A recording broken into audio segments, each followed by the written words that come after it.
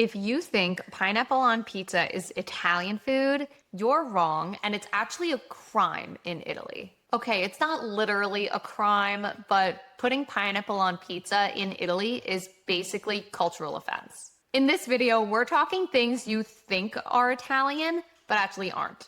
As an Italian American with a father from Calabria and family there to this day, I learned what the unique differences are between my Calabrese family traditions and my Italian American New York style family traditions. So everything I'm about to say comes from my New York experiences and spending summers in Calabria. Numero uno, pineapple on pizza is a fat no. If you went to Italy and even joked about this, they would throw you in jail. Okay, maybe they wouldn't throw you in jail, but it's a serious cultural offense. Like, I would never joke about it there. Food is something very beautiful and respected in the Italian culture. It's taken very seriously. So just a very big overarching tip here. Don't go to Italy and joke about the food. Don't even do it with your Italian family or friends. The most authentic pizza is simple. It's fresh, crisp bread, fresh mozzarella, fresh tomatoes, and of course, basil that is picked right from the garden. Numero due, most of the food here in America that claims it's Italian is actually a very Americanized version of Italian food. So most of the Italian food here in the States is not how they would make it in Italy exactly. One of these Americanized meals is fettuccine alfredo. In Italy, it's basically fettuccine al burro, pasta with butter, and parmigiano, and not how we think of it in America with loads of heavy cream. That's not to say that you can't find like authentic fettuccine alfredo here in the States, but more likely than not, it's an Americanized version of the meal. And this isn't the only meal that's gotten an American twist over the years. If you think of more, let me know in the comments. Numero tre, this one was a huge shock, and I made an entire video on it. You cannot say ciao all the time. Saying ciao can be really cute and fun, and of course you're going to Italy, so like what else are you going to say?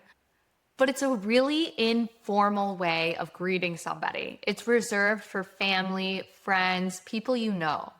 And from what I've seen, Italians don't just toss it to every stranger they see. So if you walked into a store and said it to a cashier or a clerk, it could get awkward really fast. You're more likely to hear salve, which is a formal version of hello, buongiorno, good morning, or buonasera, good evening.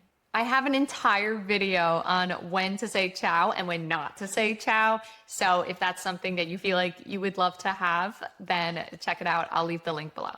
That said, if you do want to fit in like a local when you do go to Italy and not be totally awkward to everyone around you, then click the link below for my free Italian lesson for beginners.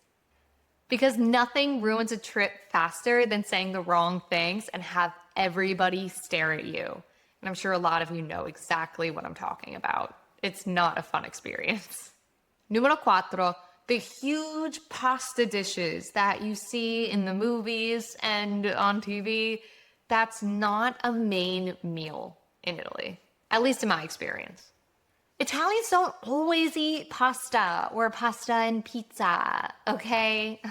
But when they do eat pasta, it's oftentimes a primo piatto, a first dish, a first plate.